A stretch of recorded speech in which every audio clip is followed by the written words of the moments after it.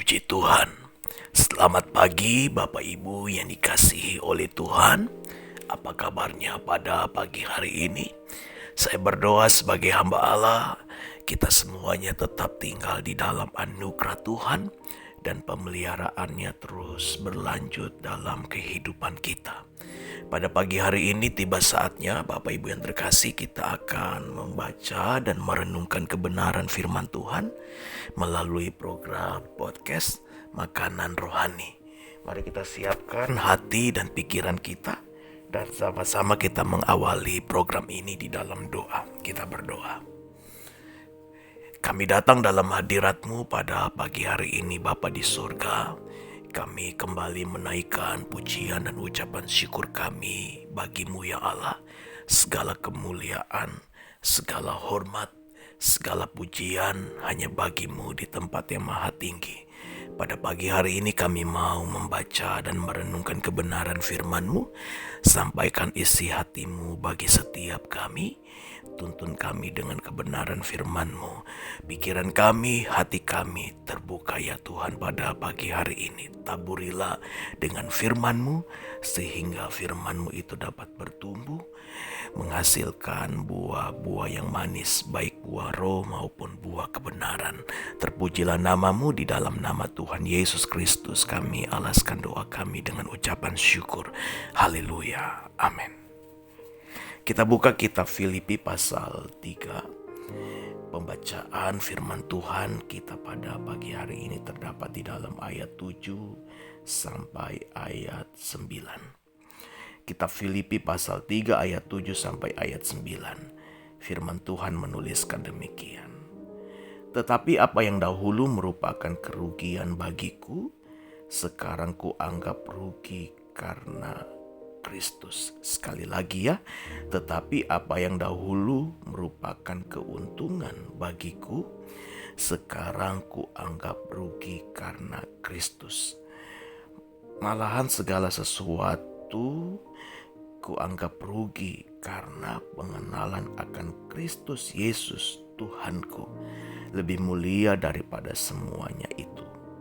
Oleh karena Dialah aku telah melepaskan semuanya itu dan menganggapnya sampah, supaya aku memperoleh Kristus dan berada dalam Dia, bukan dengan kebenaranku sendiri karena mentaati hukum Taurat, melainkan dengan kebenaran karena kepercayaan kepada Kristus, yaitu kebenaran yang Allah anugerahkan berdasarkan iman.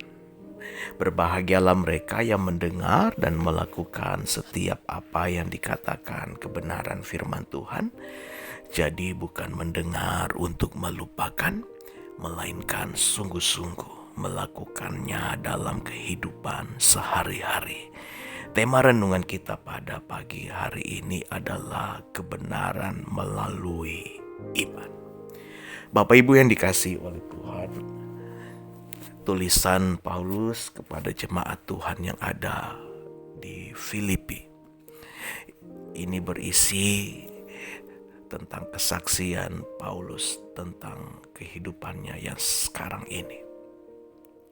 Paulus bukanlah seorang yang memiliki latar belakang orang percaya. Justru histori atau jejak rekam kehidupan Paulus, dia adalah orang yang pandai secara agama Yahudi. Dia terdidik intelektualnya di dalam keyakinan Yahudi atau Yudaism. Hukum Taurat itu adalah ahlinya. Dia adalah ahli kitab Taurat. Dia adalah ahli kitab para nabi. Dan dia adalah orang yang sangat benci dengan kekristenan pada saat dahulu. Paulus adalah seorang penganiaya.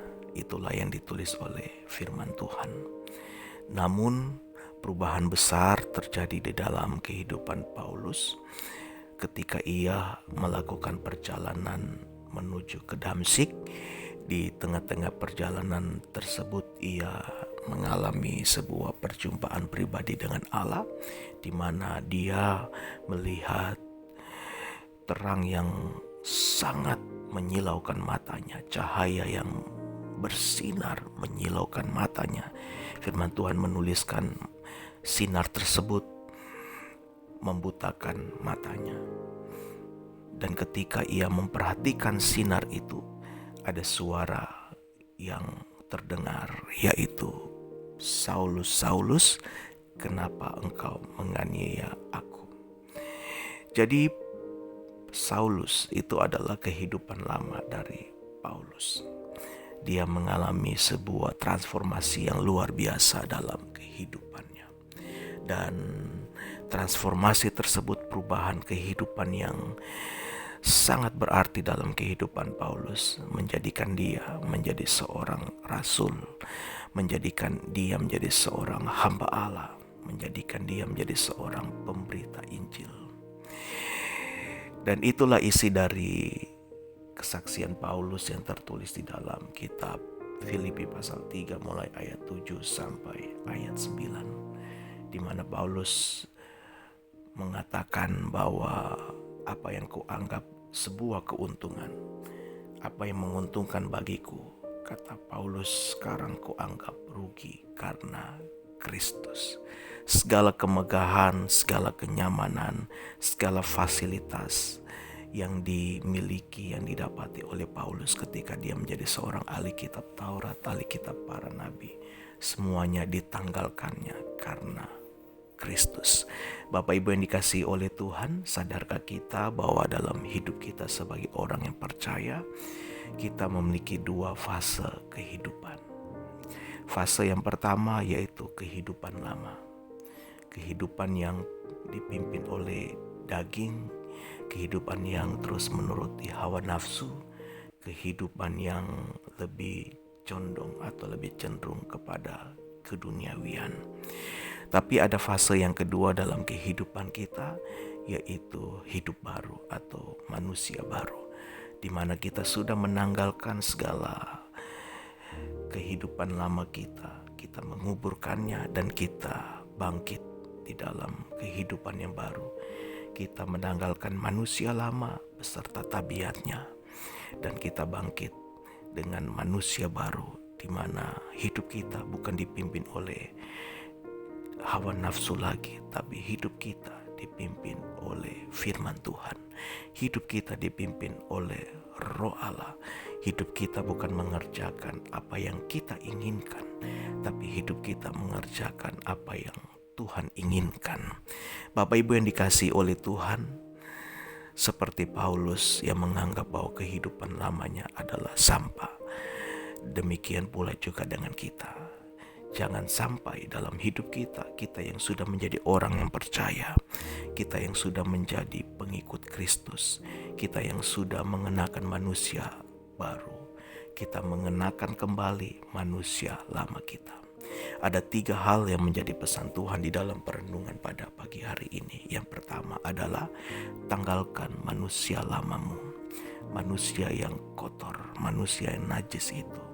Dan yang kedua, kenakan manusia baru, manusia yang terus mengerjakan kehendak Allah dan hidup di dalam kekudusan. Dan yang ketiga adalah apa yang sudah engkau tanggalkan, yaitu manusia lama, jangan pernah engkau mengenakannya kembali. Nah, ini pesan Tuhan bagi setiap kita, Bapak Ibu yang dikasihi oleh Tuhan. Dulu kita dibenarkan oleh karena perbuatan kita, tapi di dalam Kristus kita dibenarkan melalui iman kita. Tidak ada satupun dari perbuatan kita, tidak ada satupun dari ketaatan kita, tidak ada satupun dari kesetiaan kita yang dapat membawa kita kepada kehidupan yang kekal. Hidup kekal itu hanya ada di dalam Yesus, dan Yesus sudah mengerjakan semuanya. Yesus sudah menebus setiap dosa kita, dan anugerah keselamatan itu diberikannya secara cuma-cuma bagi setiap kita. Oleh karena anugerah tersebut, mari kita hidup di dalam kehidupan yang baru. Amin. Hidup mengerjakan segala kehendak Allah, hidup di dalam ketaatan. Taat bukan untuk memperoleh hidup yang kekal. Taat bukan karena untuk memperoleh keselamatan, tetapi kita taat karena kita sudah diselamatkan. Ini pesan Tuhan bagi setiap kita. Mari kita mengerjakan bagian kita, yaitu hidup dalam ketaatan, hidup di dalam kekudusan, hidup untuk mengerjakan segala kehendak Allah. Karena Tuhan sudah melakukan bagiannya, yaitu Dia sudah menganugerahkan hidup yang kekal bagi setiap kita. Mari kita berdoa. Terima kasih buat firman yang kembali hadir bagi kami. Berkati ya Allah setiap orang yang percaya yang mendengarkan program ini. Dalam nama Yesus, haleluya. Amin.